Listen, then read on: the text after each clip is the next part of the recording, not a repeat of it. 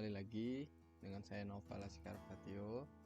Pada video kali ini tepatnya saya akan membahas tentang topik persamaan dan fungsi kuadrat. Topik ini dipelajari oleh siswa kelas 9 SMP. Baik, kita mulai dari pengantar persamaan kuadrat. Sebelumnya kita sudah mempelajari atau sudah mengetahui bahwa terdapat persamaan linier, yang mana maksudnya adalah persamaan linier itu memiliki contoh seperti ini, yang mana hanya terdiri dari satu jenis variabel dan pangkat pada variabelnya adalah 1. Jadi jika tertulis sini bahwa X saja, itu artinya X ini berpangkat 1, bukan berpangkat 0 seperti ini ya maksudnya. Jadi kalau X pangkat 1 dapat ditulis dengan X atau variabelnya saja. Nah, bagaimana contoh dengan persamaan kuadrat? Berikut contoh dari persamaan kuadrat. Di antaranya yang pertama adalah 2x kuadrat ditambah x ditambah 1 sama dengan 0. Selanjutnya, secara keseluruhan kita dapat lihat bahwa ciri dari persamaan kuadrat adalah memiliki tanda sama dengan, karena persamaan dan kuadrat. Nah, di sini mulai. Jadi, jika pada persamaan linier, ini persamaan memiliki tanda sama dengan linier, maksudnya adalah pangkatnya adalah 1, sedangkan kuadrat artinya yang berpangkat kuadrat atau 2 pada suatu variabelnya. Nah, untuk banyak jenis variabelnya adalah 1. Jadi jika X ya X gitu. Dan nanti boleh nggak kalau B kuadrat ditambah B ditambah 1 misalkan? Boleh, sama dengan 0. Karena ini satu jenis ya, seperti itu. Baik, setelah pengantar kita lanjutkan dengan persamaan kuadrat. Nah, jadi persamaan kuadrat itu bentuk umumnya AX kuadrat ditambah BX ditambah C. Jadi di sini saya memilih untuk variabel dari bentuk umumnya adalah X. Jadi boleh kok menggunakan huruf lainnya sebagai pemisalan ya untuk variabelnya. Dan A dan B itu adalah koefisien. A itu koefisien dari X, sedangkan B dari X kuadrat, sedangkan B koefisien dari X, sedangkan C adalah konstanta. Nah, ini bentuk umumnya ya dari persamaan kuadrat. Karena bentuknya seperti ini sehingga terdapat bentuk persamaan lainnya. Nah, ini konsekuensi dari bentuk yang seperti ini saja untuk lainnya. Jadi maksud saya adalah jika disajikan persamaan kuadrat dalam berbentuk seperti ini, kita semua menyadari bahwa ini adalah masih termasuk dalam bentuk persamaan kuadrat. Jadi jangan bilang nanti, wah ini bukan persamaan kuadrat. Nah, yang perlu kita perhatikan adalah kalau persamaan kuadrat variabelnya ada yang berpangkat 2 atau kuadrat. Oke. Tidak lebih. Jadi kalau pangkatnya 3 apakah termasuk persamaan kuadrat? Tentu saja tidak. Baik, selanjutnya. Nah, jika pada persamaan linier kita menentukan solusi, maksud solusi adalah nilai X yang tepat untuk membuat persamaan ini bernilai benar. Jadi kita punya persamaan 2X dikurang 2 sama dengan 0. Kita akan menentukan X-nya. Bagaimana cara menentukan X-nya? 2X kurang 2 sama dengan 0. Ingat, kita menginginkan akhirnya nanti X sama dengan kan? Nah, kita lihat pada sisi kiri ini terdapat negatif 2, yang mana dia bisa dibilang tidak dibutuhkan. Jadi kita harus menghilangkan negatif 2. Bagaimana cara menghilangkan negatif 2? Suatu bilangan negatif akan menjadi sama dengan 0 apabila dijumlahkan dengan angkanya ya, dengan angka positifnya. Jadi 2X dikurang 2 ditambah 2. Nah, karena ini persamaan, jika di sebelah kiri ditambah 2, maka di sebelah kanan pun harus ditambah 2. 2X negatif 2 tambah 2 0, 0 tambah 2 2. Kita menginginkan X di sini. Nah, sedangkan masih ada koefisiennya di atas. Nah, bagaimana cara membuat koefisien 2 menjadi 1? Dengan cara dibagi dengan bilangan koefisien itu sendiri, yaitu 2. Ingat, kembali lagi, jika ini persamaan, sisi kiri dibagi 2, maka sisi kanan dibagi bilangan yang sama, yaitu 2, dengan seperti yang bilangan membagi di sisi kiri. 2 dibagi 2 itu 1, 2 dibagi 2 itu 1, diperolehlah X itu 1. Nah, setelah ini kita substitusikan nilai X sama dengan 1 ke persamaan tersebut sebagai konfirmasi aja apakah benar X yang menjadi solusinya adalah 1. Kita substitusikan 2 dikali 1, 2 dikurangi 2 sama dengan 0. Persis ya, sama, jadi benar. Nah, ini untuk persamaan linier.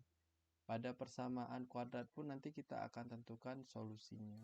Terdapat 3 metode menentukan solusi persamaan kuadrat. Jadi pada video kali ini saya akan menjelaskan metode-metode yang dapat digunakan untuk menentukan solusi persamaan kuadrat. Yang pertama itu pemfaktoran, yang kedua melengkapi kuadrat sempurna, yang ketiga rumus ABC.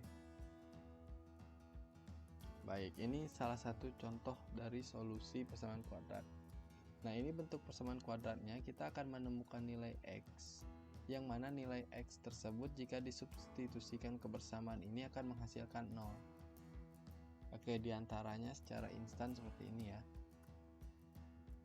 X yang pertama itu diperoleh negatif 1 dan X2 itu diperoleh 4. Mari kita substitusikan nilai negatif 1 ke persamaan ini untuk membuktikan bahwa negatif 1 adalah salah satu solusinya. Oke, X kuadrat dikurangi 3X dikurangi 4, X kuadrat, jadi X nya kita ganti dengan nilai negatif 1 ya. Negatif 1 kuadrat dikurang 3 dikali negatif 1 dikurangi 4. Negatif 1 kuadrat itu 1, ditambah negatif 3 dikali negatif 1 itu jadi positif 3 dikurangi 4.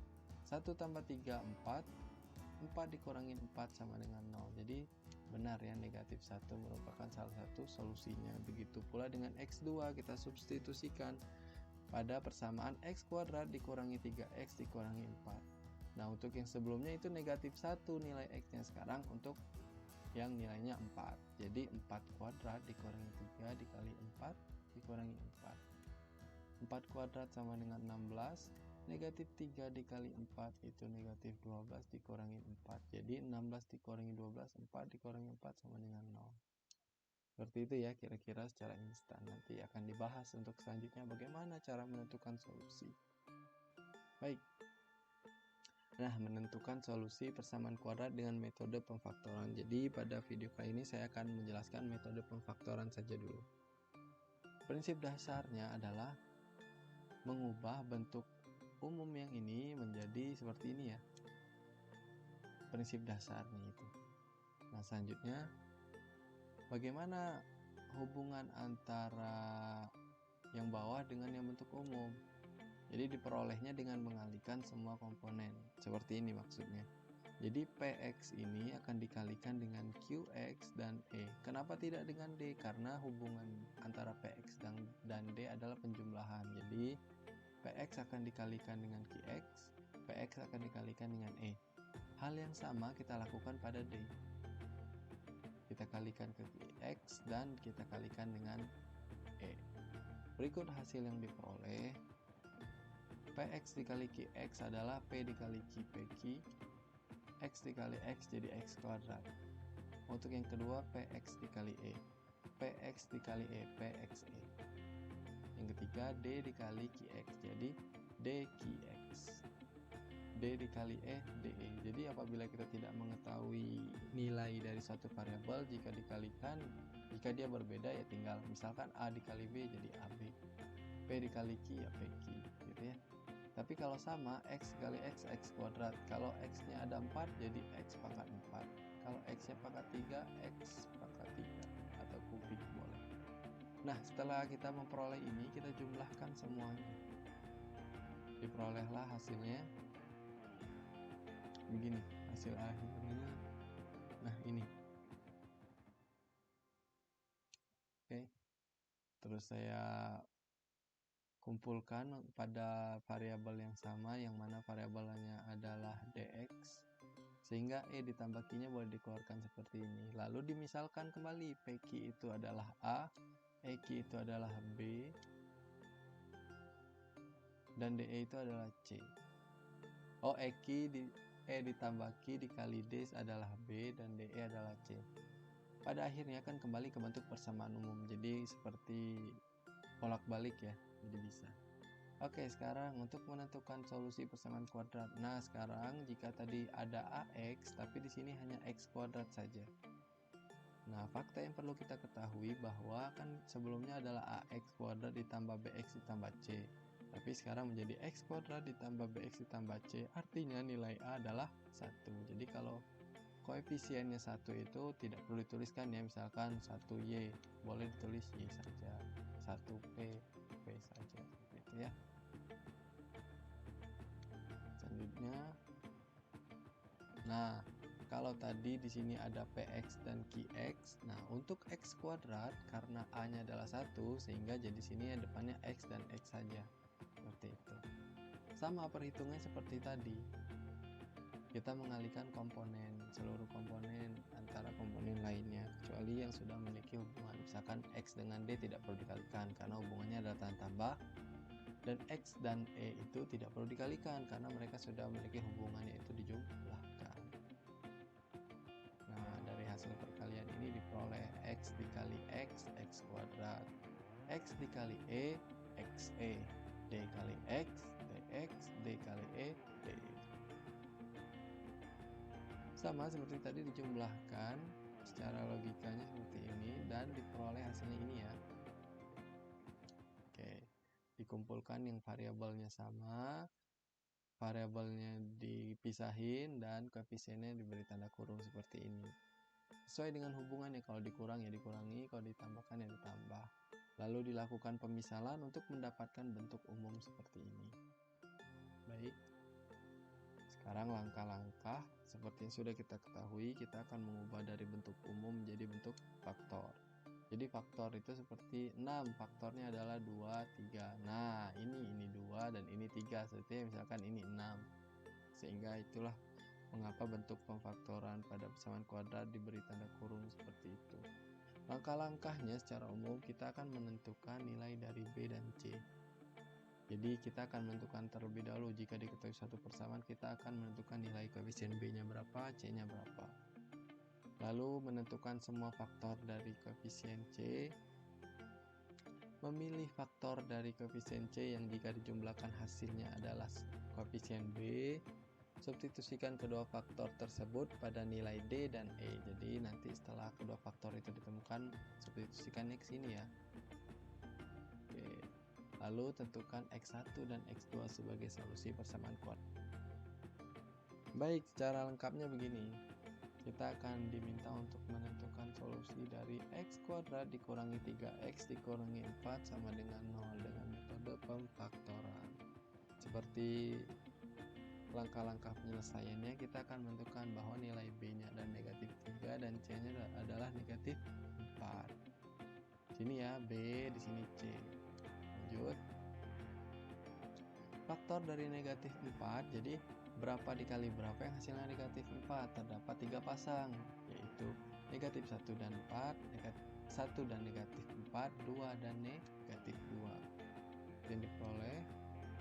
Selanjutnya, setelah kita memperoleh 3 faktor ini, kita akan mencari faktor mana yang jika dijumlahkan hasilnya adalah B atau negatif 3. Nah, diperoleh antara negatif 1 dan 4 hasilnya adalah 3. Berarti ini bukan faktor yang kita pilih. 1 dan negatif 4 diperoleh negatif 3. Nah, ini adalah nilai B yang kita cari. 2 dan negatif 2 hasilnya 0, berarti bukan. Sehingga diambillah 1 dan negatif 4 sebagai faktor dari C yang menghasilkan B, di mana D-nya adalah 1 dan E adalah negatif 4. Setelah kita peroleh, kita tinggal substitusikan ke sini. Karena D sama dengan 1 dan E sama negatif 4, sehingga nanti faktornya menjadi X ditambah 1 dikali X dikurangin 4. Setelah itu kita akan menentukan X1 dan X2. Nah, di sini sebagai logikanya adalah gini. X ditambah 1 dikali X negatif 4 sama dengan 0. Kita akan mencari solusi yang menghasilkan hasilnya 0 ya. Nah, untuk perkalian, karena di sini perkalian, Suatu bilangan akan menghasilkan 0 jika salah satu atau kedua bilangannya adalah sama dengan 0. Sehingga muncullah di sini X ditambah 1 sama dengan 0. Untuk langkah lengkapnya seperti ini. X ditambah 1 sama dengan 0. Kita dapatkan X sama dengan, karena di sini ada 1, kita akan kurangi dengan 1. Kalau sebelah kiri dikurangi 1, sebelah kanan pun dikurangi 1. Sehingga diperolehlah 1 dikurang 1 itu 0. 0 kurang 1 itu negatif 1, sehingga diperolehlah X1 nya adalah sama dengan negatif 1. Sedangkan untuk X2 nya serupa, X dikurangi 4 akan harus disamakan dengan 0. Nah gitu ya, karena ini negatif 4, maka untuk menghilangkannya akan dijumlahkan dengan 4 pun yang kanan. X sama dengan 4, sehingga diperolehlah X2 sama dengan 4. Seperti itu cara menentukan solusi persamaan kuadrat. Oke, selanjutnya, kalau tadi kita menentukan faktor-faktornya, sekarang kita akan menentukan persamaannya melalui faktor-faktornya. Nah, ini hal yang harus kita ingat. Jika kita memiliki faktor, kita cukup melakukan perkalian seperti ini untuk menemukan persamaan kuadratnya. Nah, bentuk umumnya seperti ini ya. Oke, misalkan Oke, kita akan menentukan bentuk persamaan kuadrat dari X plus 1 dikali X negatif dikurangi 4 sama dengan 0. Nah, kita akan menentukan bentuk persamaannya. Nah, setelah itu, apa yang harus kita lakukan? Kita akan melakukan perkalian seperti ini. Jadi, diperoleh hasilnya begini. Dari langkah 1 ini kita peroleh X dikali X kuadrat. X dikali negatif 4 jadi negatif 4X. 1 dikali X jadi X, 1 dikali negatif 4 itu negatif 4. Setelah itu kita jumlahkan, kumpulkan yang variabelnya sama, X kuadrat ditambah negatif 4 ditambah X dikurangi 4. Nah disini tanda kurung ya. Setelah itu negatif 4 ditambah 1 negatif 3, X kuadrat ditambah negatif 4. Nah ini tanda ketemu tanda, positif tandanya berbeda, hasilnya adalah negatif ya. Jadi X kuadrat dikurangi 3X dikurangi 4. Nah ini adalah persamaan pada soal sebelumnya. Jadi saya pertama mulai dari sini untuk menemukan faktor, sekarang faktor menemukan persamaan kuadratnya dan hasilnya sama ya. Oke.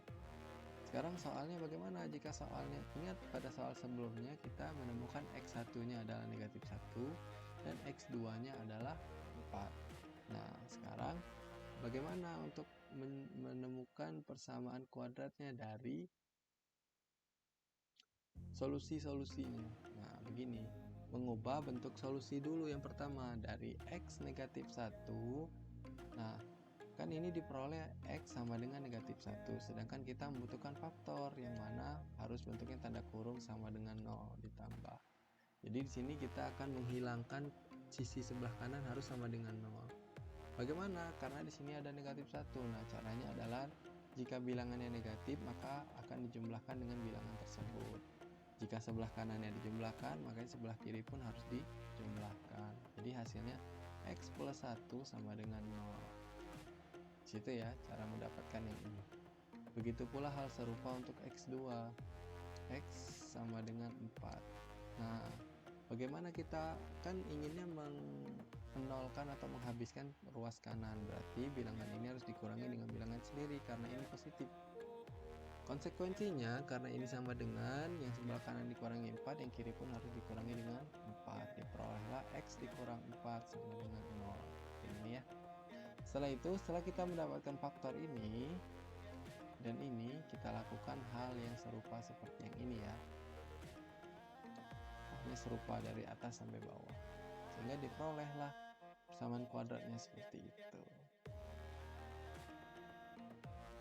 Selanjutnya, nah setelah mengetahui materi yang tadi, kita tahu bagaimana memfaktorkan, bagaimana menentukan persamaan kuadrat melalui faktor, bagaimana menentukan persamaan kuadrat melalui solusi. Nah berikut kita akan menentukan faktor-faktor ya untuk latihan mandiri. Pembahasan latihan mandiri ini saya akan buat dalam video selanjutnya. Baik, sekian penjelasan materi persamaan kuadrat dan fungsi kuadrat. dari saya. Jadi yang baru kita bahas adalah bagian persamaan kuadrat. Fungsi kuadratnya akan dilanjutkan dengan video bagian selanjutnya ya. Jika video ini bermanfaat, jangan lupa di subscribe, like, dan share kepada semua orang agar